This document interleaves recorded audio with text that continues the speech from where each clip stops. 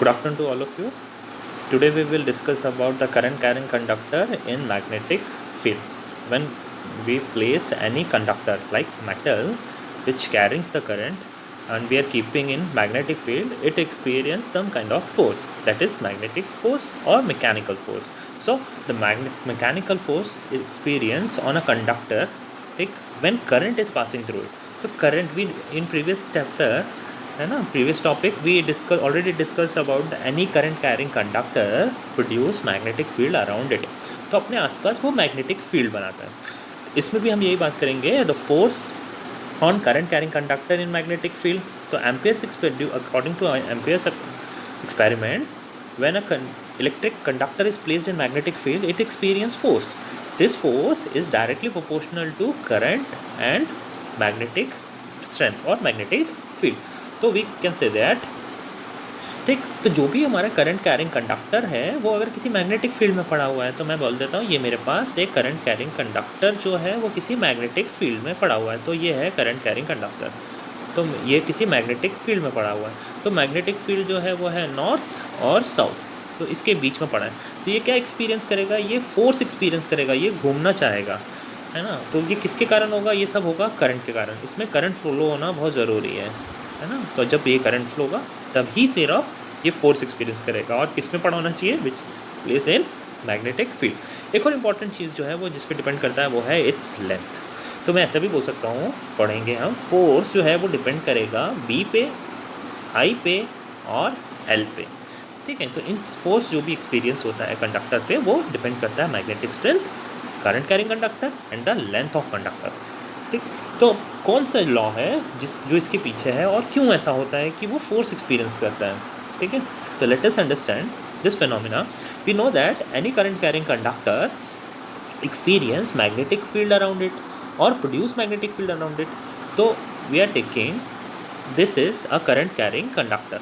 तो एक current carrying conductor है जिसमें करंट फ्लो हो रहा है और उसके पास मैंने एक मैग्नेटिक फील्ड रखी। तो मैंने देखा जैसे ही करंट फ्लो हुआ तो मेरी मैग्नेटिक फील्ड या तो घूम जाएगी या तो क्या होगा, कंडक्टर एक फोर्स एक्सपीरियंस करेगा, वो दूर चला जाएगा, ठीक है। तो ऐसा देखने से मिला पाया गया कि इसके आसपास भी कंडक्टर के मैग्नेटिक फील्ड प्रोड्यूस हो रही है। तो ये जो मैग्नेटिक फील्ड इसके आसपास प्रोड्यूस हो रही है वो क्या करती है, एक दूसरे को रिपल करती हैं, दूर भगाती हैं। तो ये फोर्स ऑफ रिपल्शन हुआ, ठीक। तो इसी में नेक्स्ट आगे बात करते हैं कैसे होता है, किसने पता किया। तो जब एम्पियर्स ने प्रैक्टिकल किया तो फ्लेमिंग ने उसमें अपना रूल ऐड किया। तो जब भी हम लेफ्ट हैंड रूल पढ़ेंगे तो फ्लेमिंग लेफ्ट हैंड रूल के अंदर ये बताएंगे कि जो फील्ड है ना, तो हम समझेंगे कैसे, द डायरेक्शन ऑफ करंट, क्या डायरेक्शन ऑफ करंट वो कौन रिप्रेजेंट करेगा, डायरेक्शन ऑफ करंट को जो रिप्रेजेंट करेगा हमारे पास, ठीक, सेंट्रल फिंगर करेगी। फॉर फिंगर हमारी फील्ड को रिप्रेजेंट करेगी और थंब किसको रिप्रेजेंट करेगा, मोशन को। When we stretch the finger, left hand finger like that, तो हम देखेंगे which is perpendicular to each other, ठीक है। All the fingers are mutually perpendicular. तो फील्ड वाली फिंगर यानी कि हमारी सेंट्रल फिंगर, ये फॉर फिंगर, सेंट्रल फिंगर और हमारा थंब एक दूसरे के म्यूचुअली परपेंडिकुलर है। तो इसी लेफ्ट हैंड रूल का हम यूज़ करते हैं इसको समझने के लिए।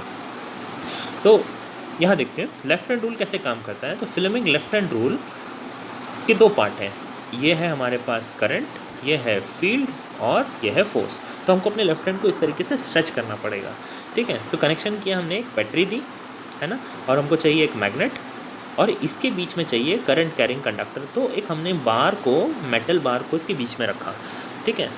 तो in this experiment the current carrying conductor place in magnetic field, the magnetic field, the direction of magnetic field from north to south. तो इस डायरेक्शन में फील्ड है ना, तो फील्ड की डायरेक्शन ये हो गई और करंट की डायरेक्शन क्या हो गई, इसी के परपेंडिकुलर यानी कि इस डायरेक्शन में। तो उसने एक्सपीरियंस किया अगर मैं अपना लेफ्ट हैंड इसके ऊपर रखूँ इसी तरीके से और फील्ड की फिंगर को किस तरफ रखूँ, इधर, है ना। तो ये करंट हो गया, ये है करंट और ये है मेरे पास फील्ड की डायरेक्शन। तो मुझे जो फोर्स मिलेगा वो अपवर्ड डायरेक्शन मिलेगा। तो मैं देखा रॉड जो है वो ऊपर की तरफ फोर्स एक्सपीरियंस करती हुई ऊपर उठ गई, ठीक है। जस्ट इसी के ऑपोजिट हमने देखा इस वाले में भी, यहाँ पर क्या हुआ, यहाँ पर करंट कैरिंग कंडक्टर बीच में रखा था मगर हमने क्या किया, बैटरी टर्मिनल जो है रिवर्स कर दिया, ठीक है। Due to reversal of current the direction of current, ठीक, moving from that A to B, तो direction of current is reverse now. तो अब डायरेक्शन जो है करंट की इस तरफ हो गई और मैग्नेटिक फील्ड अभी भी इसी डायरेक्शन में है। तो करंट और मैग्नेटिक फील्ड की डायरेक्शन परपेंडिकुलर है, मगर अब करंट की डायरेक्शन रिवर्स हो गई तो फोर्स जो एक्सपीरियंस हुआ वो किस तरफ हुआ, नीचे। तो यहाँ पर रॉड कहाँ चली गई, नीचे। तो ये जो अपने आप नीचे नहीं जा रही है, because of when current carrying conductor placed in magnetic field it experience some kind of force. तो ये वो फोर्स है जो ये एक्सपीरियंस करता है। तो रॉड या तो ऊपर जा रही है तो नीचे जा रही है। तो ये तो बहुत अच्छी चीज़ है, इससे तो हम पंखा भी बना सकते हैं, है ना। हमको क्या चाहिए, फ़ैन चाहिए जो हमको हवा देता रहे। मगर ये जो है डिवाइस, ये सब डीसी डिवाइस हैं। तो हम फ़ैन में एसी का यूज़ करते हैं जनरली, तो उसको बोलते हैं एसी इंडक्शन मोटर। तो वो कंसेप्ट थोड़ा सा अलग है इससे। अभी हम बात करेंगे डीसी पे, है ना। तो डायरेक्ट करंट से हम कैसे काम कर रहे हैं, तो इसी पे और अच्छे से समझते हैं। ठीक, वी हैव टू पोल्स, है ना। तो यूनिफॉर्म मैग्नेटिक फील्ड, ये हमारे पास यूनिफॉर्म मैग्नेटिक फील्ड को दर्शा रहा है। तो ये यूनिफॉर्म मैग्नेटिक फील्ड है। व्हेन वी प्लेस्ड और keep any conductor, current carrying conductor between them, तो ऐसे हमने समझा है कंडक्टर को हमने इसके बीच में रख दिया। जब हम इसको कंडक्टर उसके बीच में रखेंगे तो ये क्या करेगा, फोर्स एक्सपीरियंस करेगा।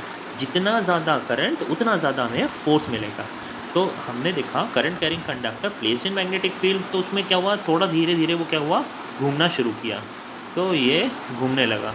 तो मैग्नेटिक फील्ड में पड़ा हुआ कंडक्टर घूमता है। तो ये घूमने क्यों लगा, क्योंकि उसने फोर्स एक्सपीरियंस किया।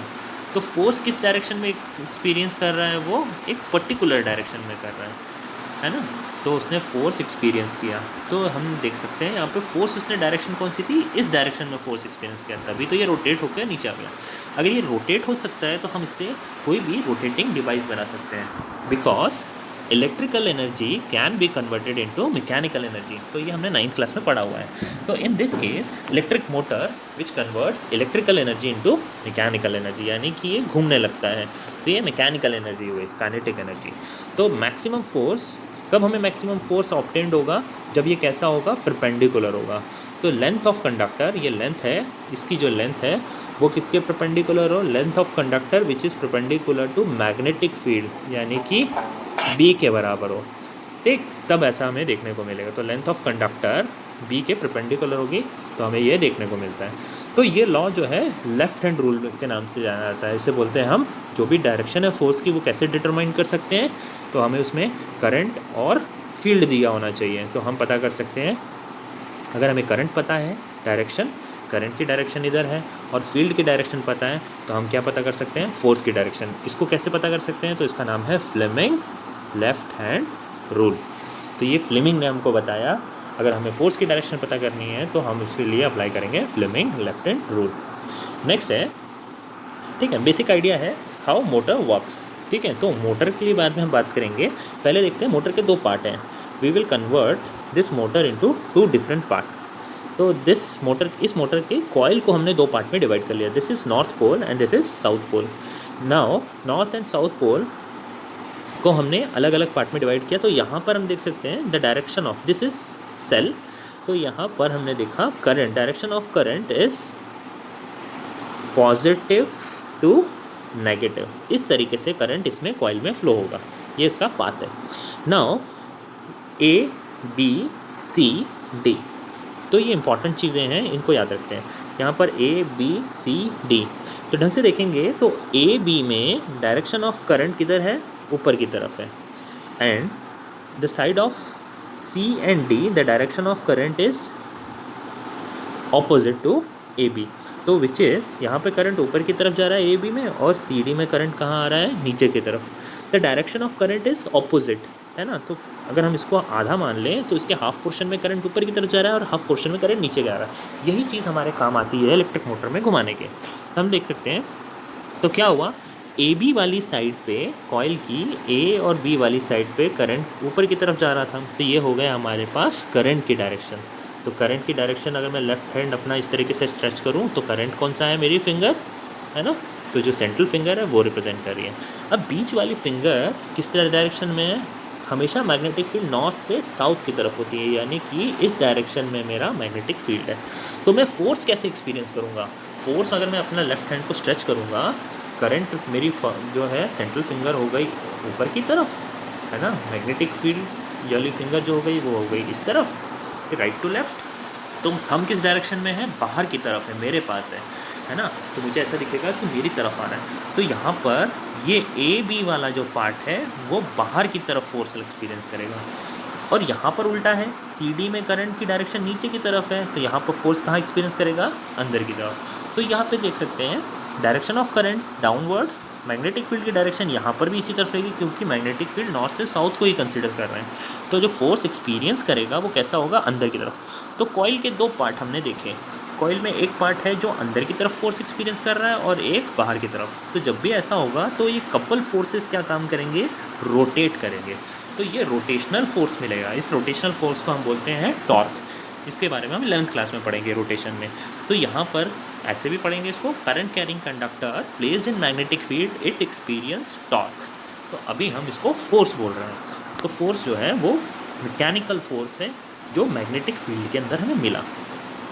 नेक्स्ट है, ये है फ्लेमिंग लेफ्ट हैंड रूल से हम कैसे पता कर सकते हैं कि डायरेक्शन क्या होगी। तो जब भी कहीं आता है हमें मोटर की डायरेक्शन कैसे डिटरमाइन कर सकते हैं या फोर्स कैसे डिटरमाइन कर सकते हैं, तो आंसर है according to Fleming left hand rule.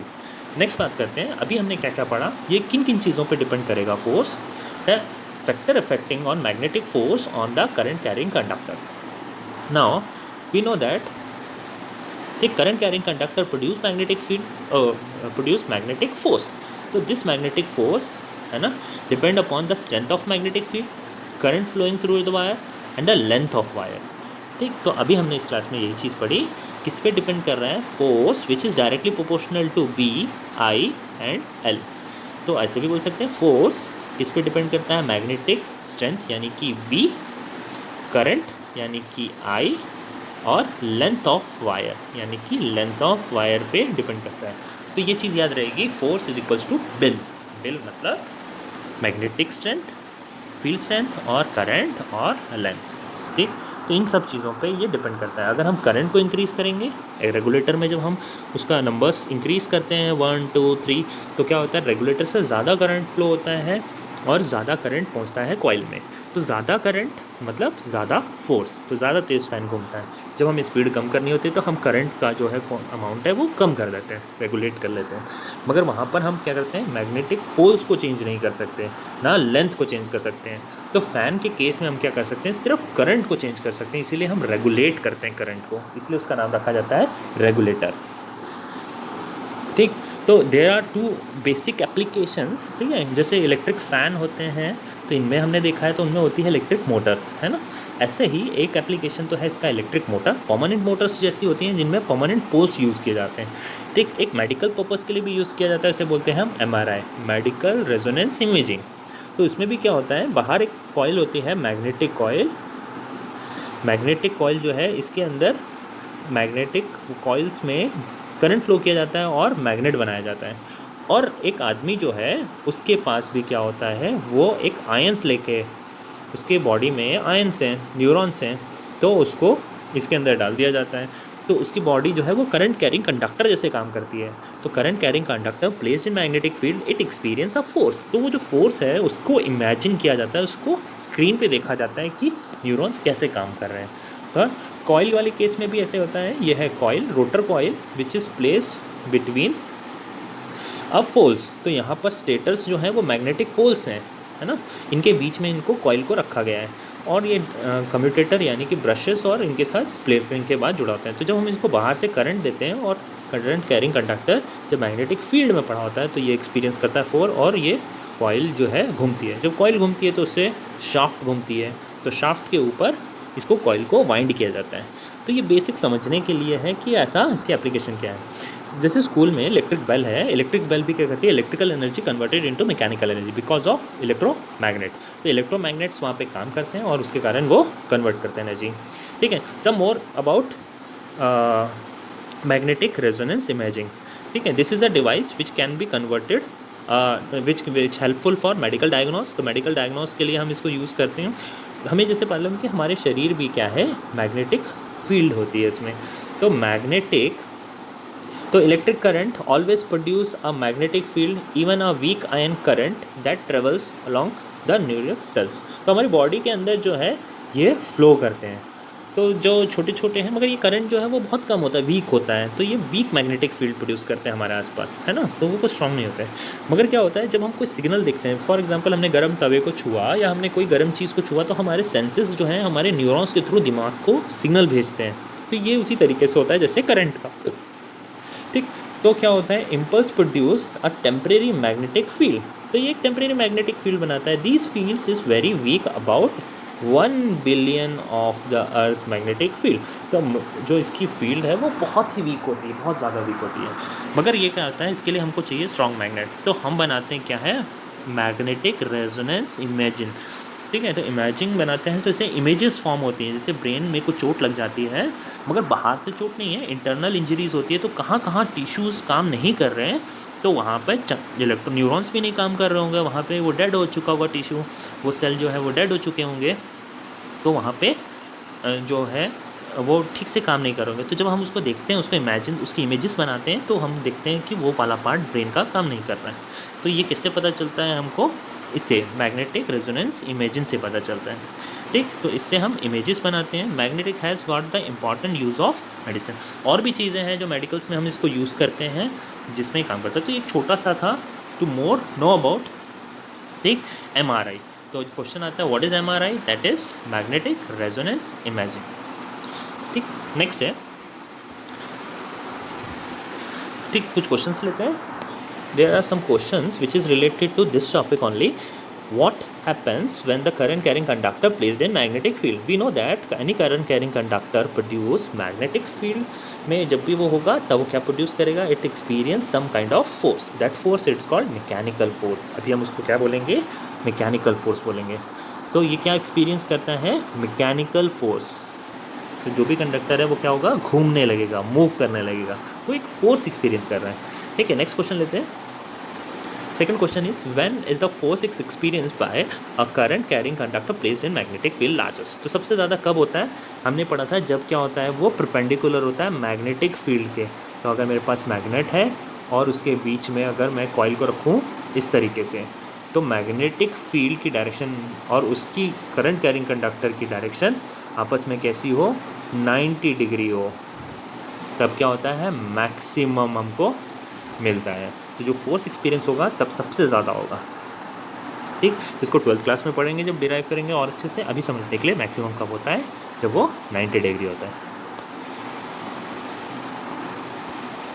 Next is in the statement of the Fleming left hand rule. तो अगर हम बात करें फ्लेमिंग लेफ्ट हैंड रूल की, तो फ्लेमिंग लेफ्ट हैंड रूल क्या बताता है हमें, ठीक, तो उनकी फिंगर्स क्या क्या रिप्रेजेंट करती है। What do the following representation, first A the direction of central finger, जो सेंटर फिंगर है वो हमको बताता है करंट।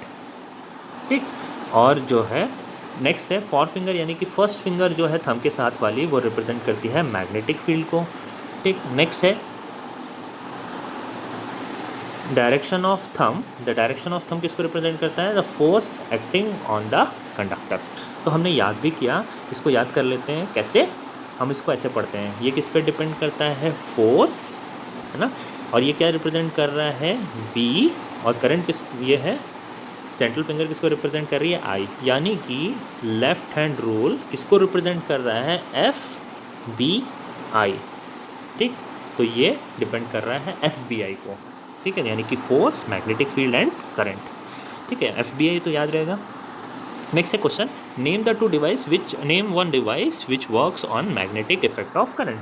तो सिंपल सा क्वेश्चन है, तो इसमें एग्जांपल लिया है इलेक्ट्रिक मोटर और यहाँ एग्जांपल लिया है इलेक्ट्रिक बेल। तो दोनों के फंक्शन अभी हमने पढ़े कि एक जैसे ही होते हैं। तो it use as a electromagnet to produce sound. ठीक है, तो इलेक्ट्रिक बेल को हम क्या देते हैं, इलेक्ट्रिक करंट देते हैं, और वो मैग्नेटिक फील्ड में पड़ी होती है। तो उसमें जो हैमर होता है वो हॉर्न के ऊपर स्ट्राइक करता है, जो हॉर्न के ऊपर स्ट्राइक करता है तो वो क्या बनाता है, इलेक्ट्रिक पल्स, जो इलेक्ट्रिक एनर्जी है वो मैग्नेटिक फील्ड बनाते हैं और उसके पास पल्सेस बनते हैं। तो ये कंटिन्यूस पल्सेस बनते हैं, तो हैमर बार बार स्ट्राइक करता है, तो इलेक्ट्रिक बेल काम करती है। तो ये 8th क्लास में हम पढ़ चुके हैं। Name the device which convert electrical energy into mechanical energy. तो ये है फैन, इलेक्ट्रिकल एनर्जी हमने स्विच ऑन किया और वो किस में कन्वर्ट कर देता है उसको, मैकेनिकल एनर्जी में।